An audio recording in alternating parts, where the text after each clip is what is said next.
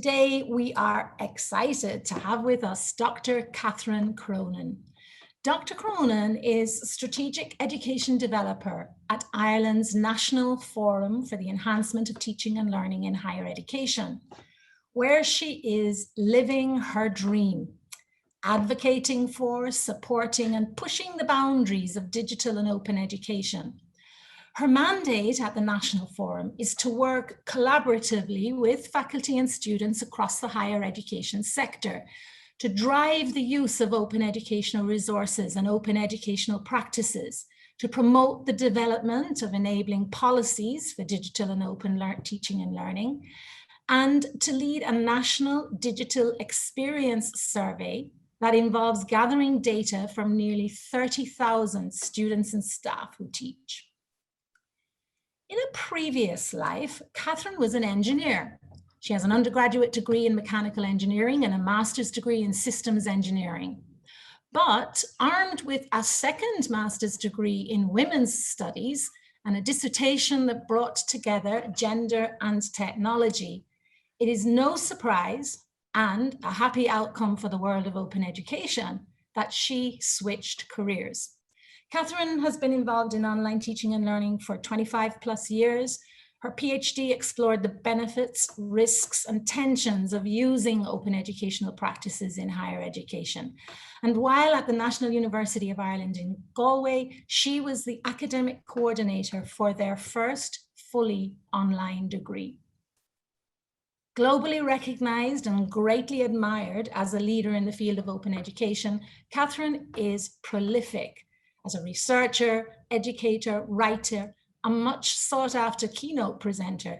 She's involved in collaborative projects across the world, and yet she finds time to blog and tweet. A strong vein of critical theory runs through her writing and her oral deliveries. She problematizes open education, interrogating the tensions and the complexities, always concerned about rising inequalities and always mindful, in her words, and I quote here, of the potential for openness to do the opposite of what we intend and to create or exacerbate inequalities. So I know that today she will challenge us to think about openness, what it means in our different contexts, but especially in the context of the pandemic and the inequities that COVID has laid bare. But before we ask our guest to share with us, the Vice President of CAL, Dr. Venkataraman Balaji, would like to add a brief word of welcome. Dr. Balaji. Thank you, Merit. Dr. Cronin, I would like to add my own words of welcome. I'm standing here on behalf of Professor Asha Kanwar, President of the Commonwealth of Learning, whose idea it is to bring together eminent people like yourself and a number of partners, many of whom are present here in the audience, and staff members, many of whom are present here, into a grand alliance called Open Door. The idea being that this open door is the open door to opportunities for collaboration and learning in the context of the ongoing pandemic. And it doesn't seem to end at all. So I want to start wishing every one of you present here, first thanking them for their presence, also wishing them continued safety and well-being in the ongoing pandemic. Now, without much further ado, I will request my colleague, Dr. Merit Newman, who along with Dr. Sanjay Mishra and Dr. Navid Malik serves as among the conveners of this event, to continue the proceedings further. Thank you, Dr. Balaji. Ladies and gentlemen, all this promises to be a thought-provoking session. Welcome again and do enjoy. Catherine, over to you. Thank you so much, Merit and Dr. Balaji. What a very humbling introduction and welcome. Thank you so much. And just to reiterate what you said, thank you to everyone here just for sharing your time today. I will share my screen, so excuse me for one moment.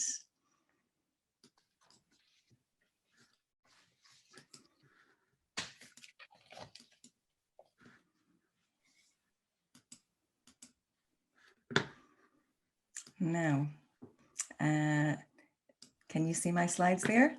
Yes, we can. That's fantastic. Okay. Thank you. Thank you so much. I'll start my timer as well so I can stick to the time you suggested, Maret. Okay. The title of this presentation was decided in dialogue, really, with Maret and input from Call, with kind of rising from an understanding of the work that Call is doing at the moment and what you perceive as the needs and the priorities of all of the people who you work with. So the now in the title is really a nod to recognizing the new impetus that we have over the course of the past year in realizing the potential of open. As Maret noted, I work for the National Forum for the Enhancement of Teaching and Learning in Higher Education. The two squares, the two images here are squares from the FemEd Tech quilt. Some of you may know what these images are. And this was a global open project undertaken early in 2020. Coordinated entirely by Frances Bell across a huge network called FemEd Tech. It's a collective work, and the theme of the quilt was the FemEd Tech quilt of care and justice in open education. And in the description of the quilt, FemEd Tech acknowledged that care and justice in open education are not a given. They need our thoughts, actions, and work. So this quilt was an expression of those thoughts, actions, and work on behalf of people really from all over the globe. So the squares on the left are called Open in Africa, stitching together Open in Africa, squares made by 11 people involved in open education at the University of Cape Town. And those words are all open in several different African languages. And the square on the right is by Vivian Rolfe, an open educator, open researcher in the UK. And the bird, she said, is to symbolize hope, which is a theme of what I'll be speaking about today. For those of you who would like to access the FemEd Tech quilt images and stories, and also all of the resources that I mentioned in the presentation, this is a link which I think Na will share in the chat, hopefully. And all of the slides are here, and also all of the references that are shown on the various slides. I just want to say at this point also, before I start, that although the word now is in the title, the words that are not in the title, but very much woven into the content of my thinking, is a recognition that open education is only ever realized in specific contexts, of course. So I'm sitting in Galway on the west coast of Ireland. I work in the higher education sector in Ireland, and I don't presume to speak globally. So I'll begin with some information about open education. I'll feature examples from a range of different contexts because we all learn from each other. But then I very much look forward to inviting your thoughts about how these ideas relate to your own context or might be realized in your own context. So this notion of now, where we are now, and again, this was included in the introduction, we're all living in a pivotal moment in history, as UNESCO describes.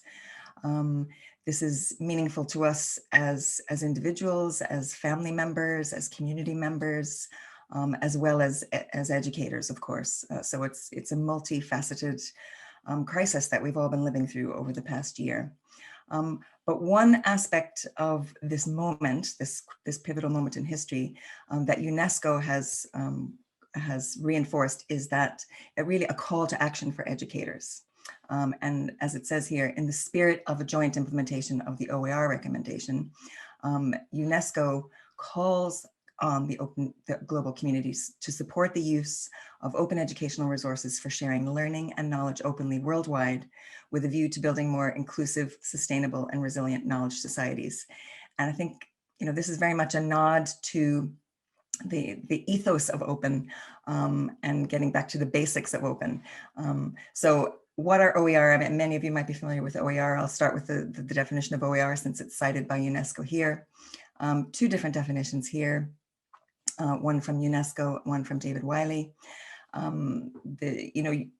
There are different definitions of OER, but they all are more or less the same. So as it says here, teaching and learning resources in any medium, digital or otherwise, that reside in the public domain or have been released under an open license that permits no cost access, use, adaptation, and redistribution by others.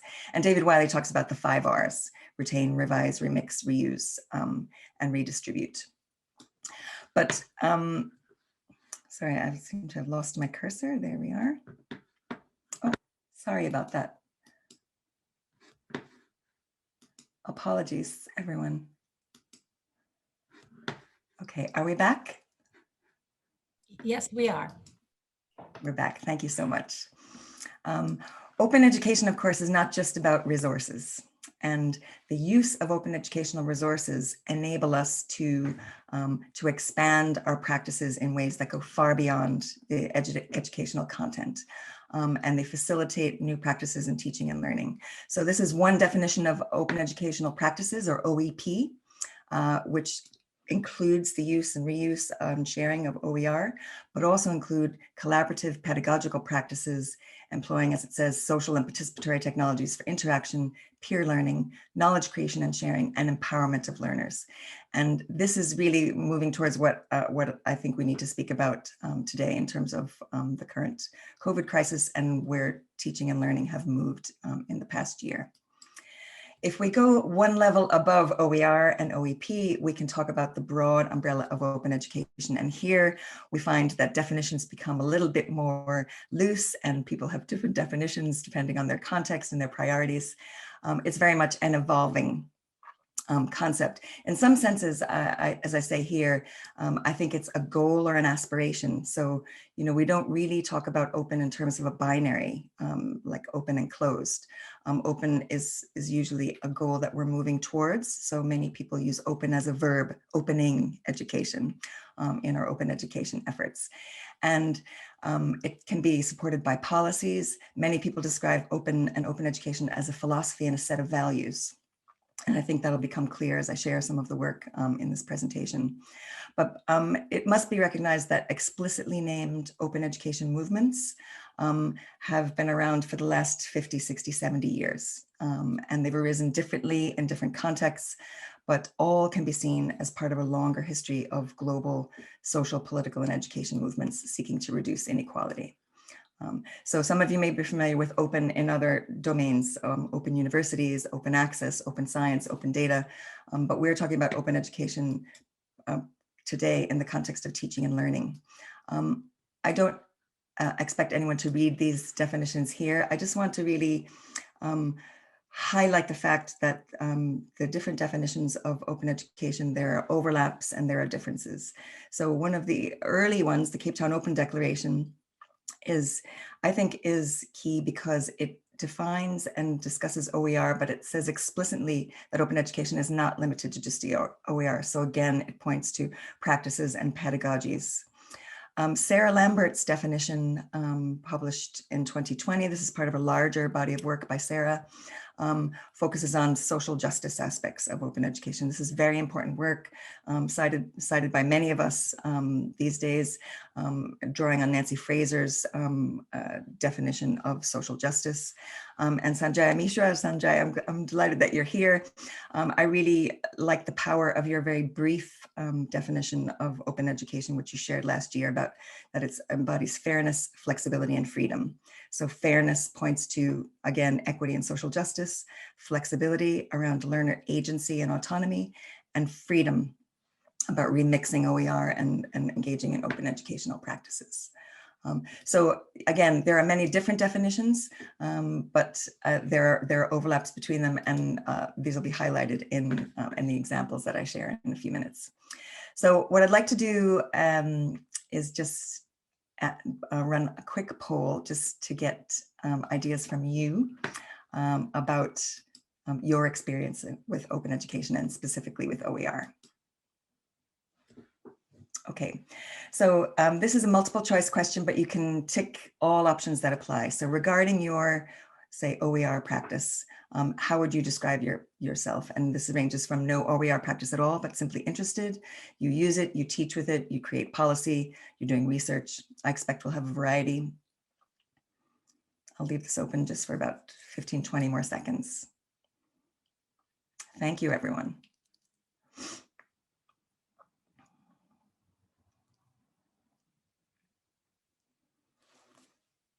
This is useful for me, but also I think possibly useful for on behalf of Cole, just to know, who's engaging in the webinar today. So thank you very much.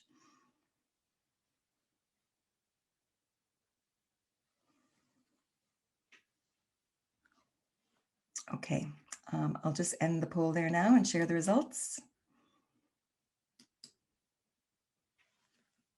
Okay.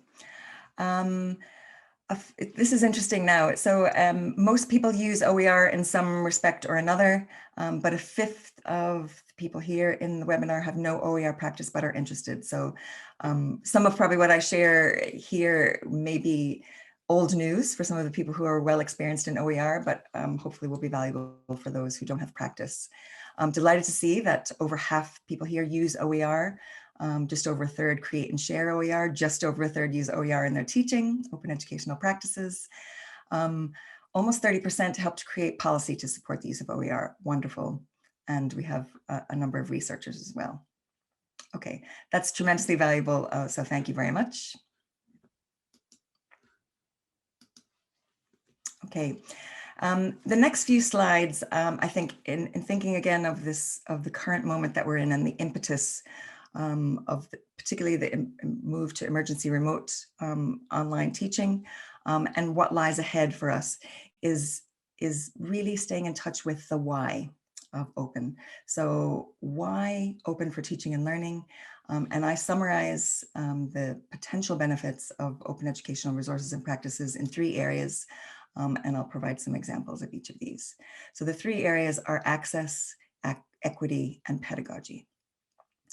The first of these, of course, is access. So in this move again to emergency remote teaching and learning, there was a sudden move to wholly digital online teaching and learning.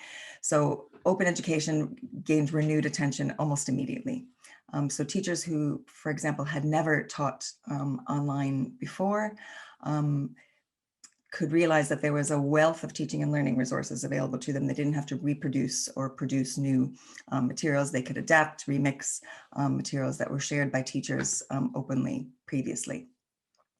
In terms of students, we know from evidence in Ireland and elsewhere that the students who are in educational situations where teachers are using OER don't have the impediments that other students have in terms of open textbooks as an example, sorry. So where open textbooks or OER are used, all students can have access to those. CALL, for example, I know has evidence on the educational disadvantages faced by students who can't afford to buy textbooks. So where OER, open textbooks, and other open resources are used, we can enable access by all students or most students. The third item there is everyone. And, do OER really provide access to everyone? And if we qualify that, perhaps it's not really everyone, but really anyone with internet access and the knowledge and skills required to access them. And I know, again, that CALL and others are trying to make the most of the internet access that various students and teachers have. So again, to kind of use open to expand access to education for all, and particularly those who are marginalized in one or more ways. So an important part of any discussion regarding OER when we talk about access is addressing this issue of equity. So the second element here is really discussing the potential benefits of OER, OEP, and open education in terms of equity. So the first is that it reduces the overall costs for students, as I mentioned, by open textbooks and open resources. That we know from surveys that have been done in Ireland, and again, these have been done elsewhere, that many students are experiencing financial hardship as a result of COVID-19, and many times this is on top of existing financial hardship that they faced. So not only are students having a difficult time, buying the resources required for their education, but some are not able to engage in education at all because they're not able to afford it.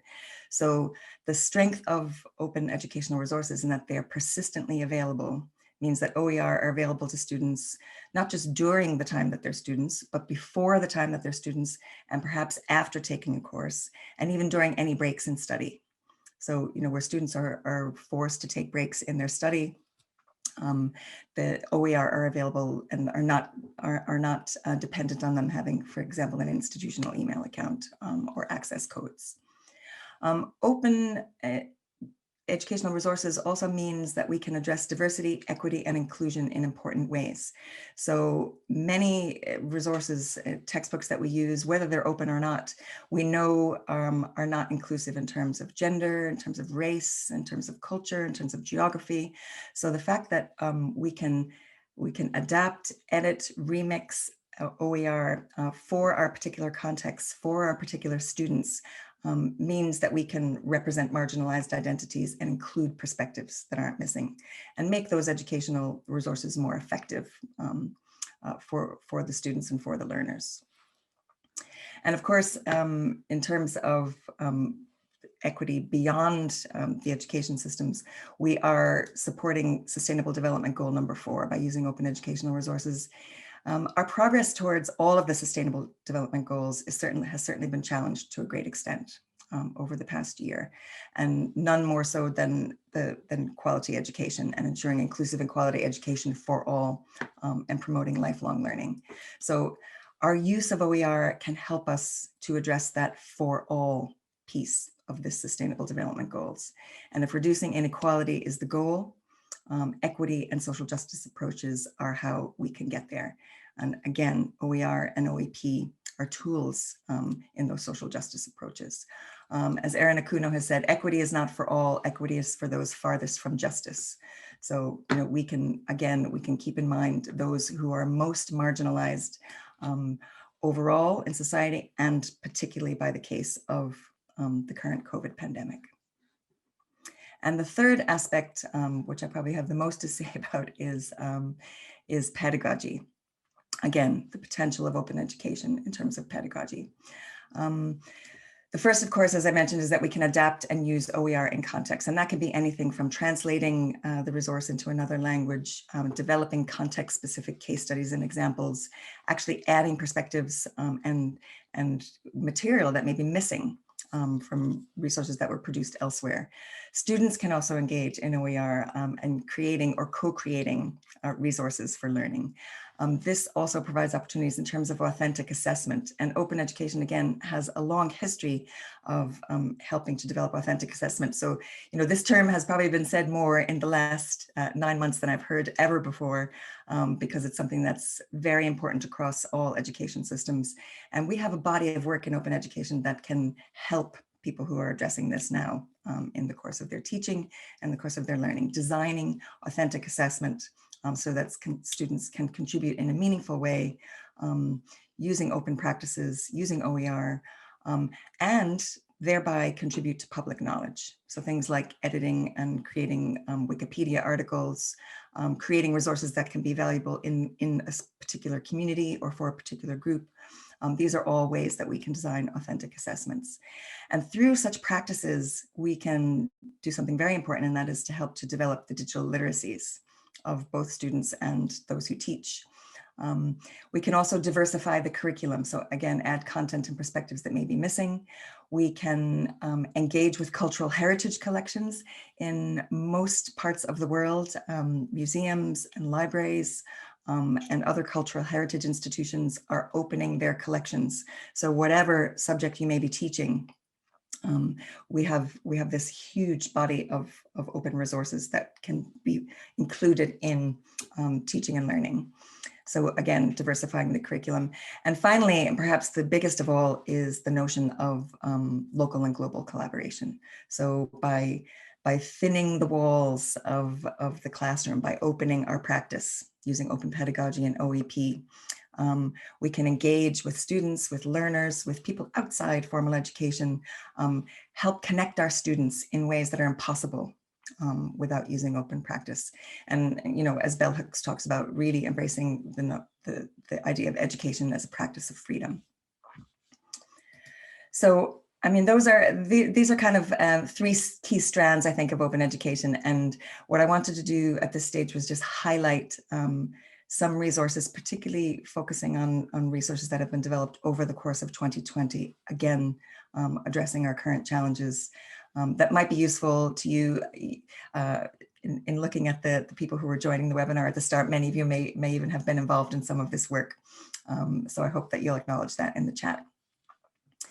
The first is this notion of meaningful connectivity.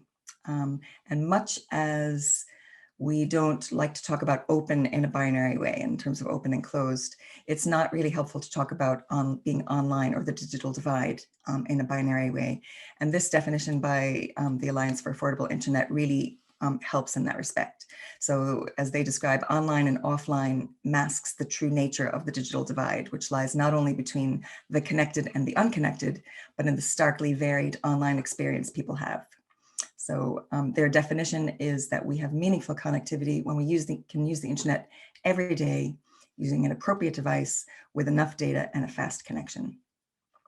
Once again, I know that Call has done a great deal of work addressing this over the last year, but I think even in my own context, you know, we can look at this at a macro level, at a global level, but even in a micro level in our own institutions and communities, we realize that there's, you know, vast inequalities. And you know, really, of all the things we've learned in the past year, whatever we may have known about inequality a year ago, we all know a lot more now. Not only in the context of the education context within which we work, but you know, socially and globally.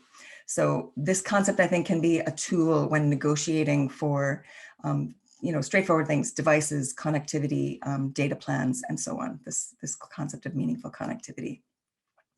But of course, connections between learners and content aren't the only connection that we worry about. Another kind of connectivity is connection amongst learners and between learners and teachers.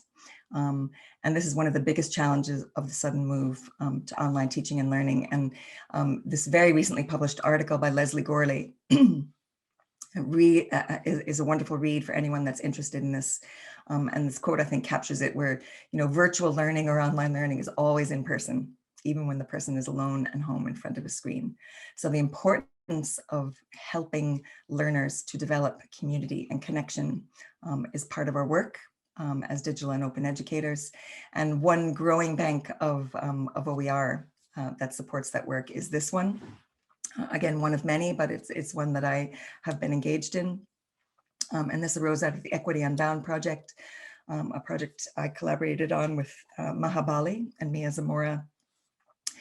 Equity Unbound itself is an emergent curriculum of you know, open educational resources around intercultural learning and developing digital literacies.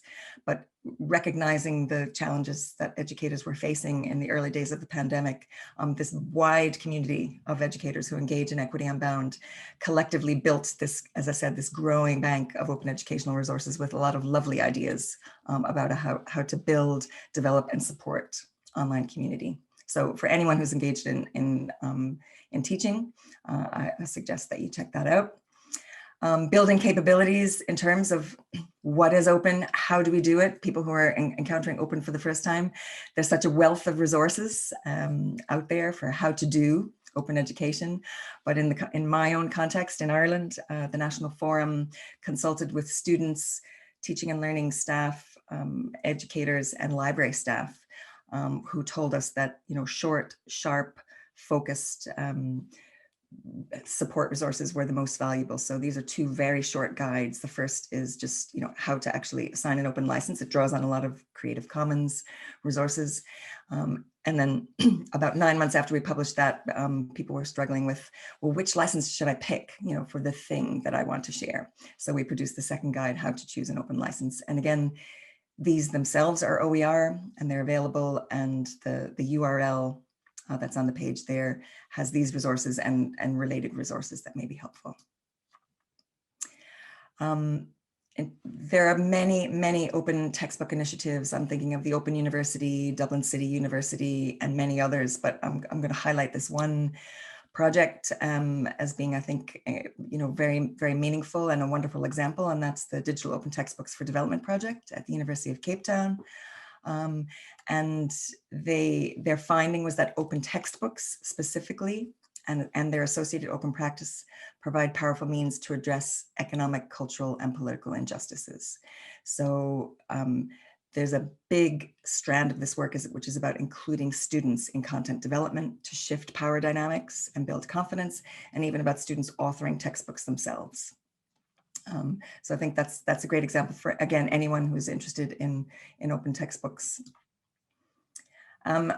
Beyond open textbooks, we can think about creating OER assignments, again, getting into this authentic assessment that I spoke about earlier.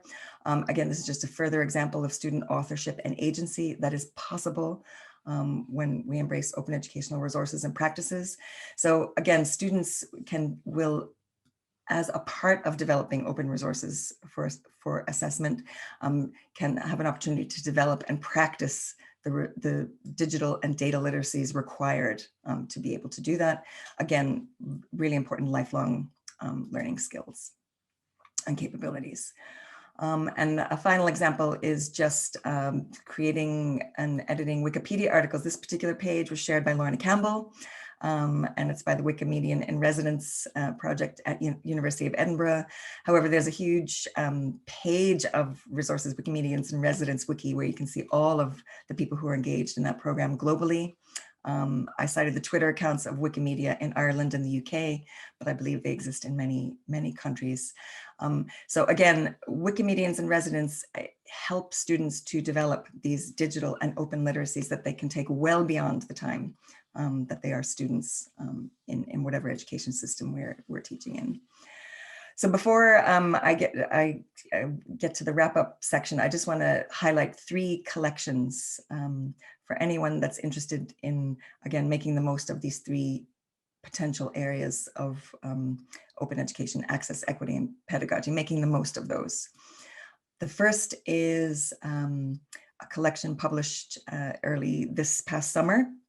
I was one of the co-editors, but there are 43 diverse authors who provide perspectives that might be marginal to the dominant hegemony. They were not published in academic publications, but they offer critical on-the-ground perspectives about open education. So if you're wanting to read and find out more about, diverse voices that are discussing about what this means, what critical approaches mean on the ground, this is a great place to start.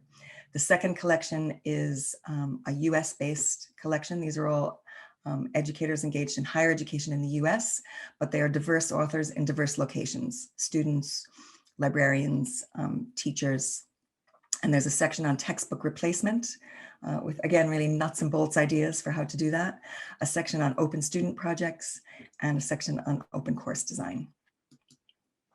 And the third collection, I don't expect that you can take this in, but I just want to show this amazing map of thought that is in this Open Education and Social Justice special issue, which was published earlier in 2020. It was co-edited by Sarah Lambert and Laura Czerniewicz. And again, the authors here are global reach, diverse authors in a variety of locations, and focuses on the intersection of open education and social justice. And all of these articles provide a theoretical grounding to the practices that were talked about in the other resources. So again, 3 useful resources, which, if any of you are interested, you might look at afterwards. 2 thoughts just as I wrap up. Creative Commons notes that open education is not a short-term fix to a passing problem. That's not what we're talking about today. It's a long-term solution to ensuring equitable, inclusive access to effective educational resources and learning opportunities. And Akuno, who I mentioned already, a very powerful quote, which I think for any of us who speak about equity, we must pay attention to. Equity isn't for all. It's for those farthest from justice, and those who are farthest from justice can define for themselves what they need to be whole, healthy, and in just relations with others. So for me, these are 2 key values that underlie all of my open education practice, and also that I continually must remind myself of in my practice. And in terms of where to go from here, there's probably fewer, better practical lists than this list from UNESCO of 5 areas of action. I think is a powerful place to start, and an important reminder of the breadth of the work. So first area of action, of course, is we need to build capacity of stakeholders to understand, use, adapt, create, and share OER. We need to develop supportive policy. If we don't want these to be isolated instances of learning or teaching with OER, we need policy to support it. So, as I've said in my own research, the lack of policy to support open education speaks very loudly to the people within any system. So supportive policy is essential. We need to enable inclusive and equitable quality OER and expand that definition of quality to embrace inclusive and equitable. So quality is not just content that's produced, by elite institutions or just by teachers. It is indeed inclusive and equitable. We need to think about sustainability of OER and open education going into the future and how it can be equitable beyond, small and projects and facilitate international collaboration. And today is a good example of that.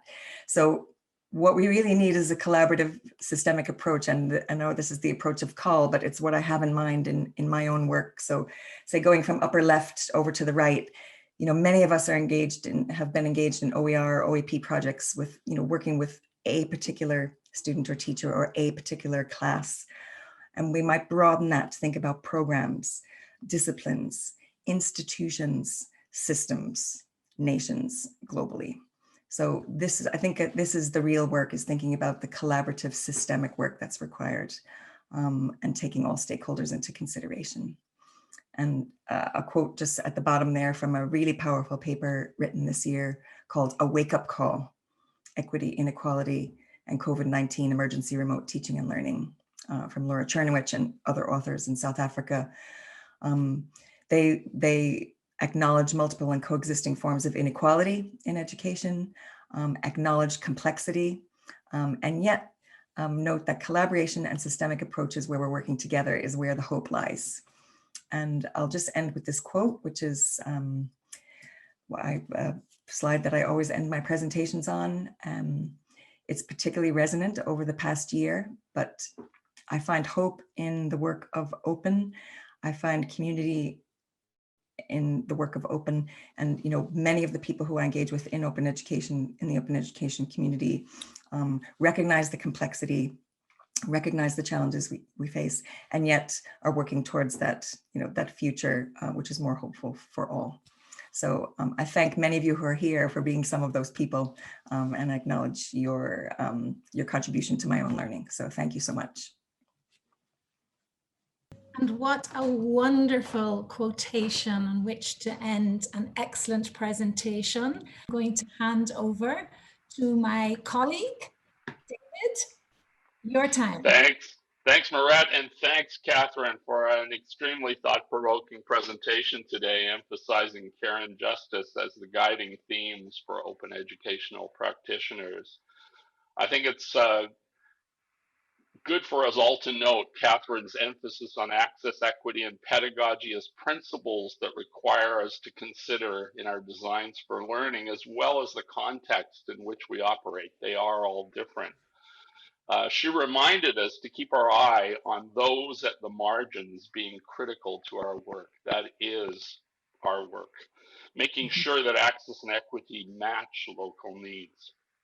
And we also have to keep in mind the different players, and we talked about tensions in our schools. We're dealing with students, teachers, librarians, designers, IT specialists, who are actually our allies. And those players can actually help us make a difference as to enable open educational practices by helping us with adaptations and sharing and assessment and the development of digital fluency. And I guess overall, it's this notion of agency that Catherine talked about in the end of her presentation. This is all about a long-term solution for lifelong learners, and it can only be achieved by building community and making sure that everyone has equitable access to the resources that we propose they should have access to. And finally, I'd just like to thank Catherine for her generosity of spirit and in providing a wonderful presentation and a set of resources that I know Na can put the link up in the chat for everyone to get. And the slides and the recording will be available. So again, thank you, Catherine, for a comprehensive, high currency, to the moment presentation on open educational practices. Thank you. Thank you so much, David.